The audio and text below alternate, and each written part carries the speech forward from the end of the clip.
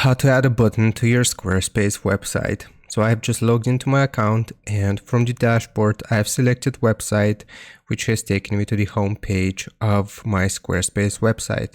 So if I want to add a button to Squarespace, I'll simply click on edit here in the top left corner.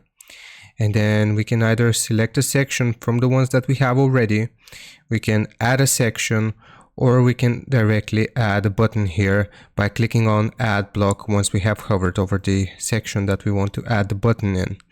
So right here from the third slot you should be able to see button, and once we select it, it will automatically add this button here, and I'll explain how we can design this or adjust it.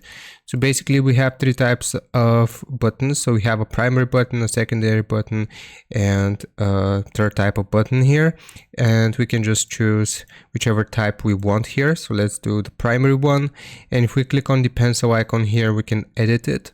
So for example, we can change the text. So for example, I can do click here, and we can also attach a link by clicking on this button here, and we can attach a link from the web, or we can also refer people to different pages on our Squarespace website here.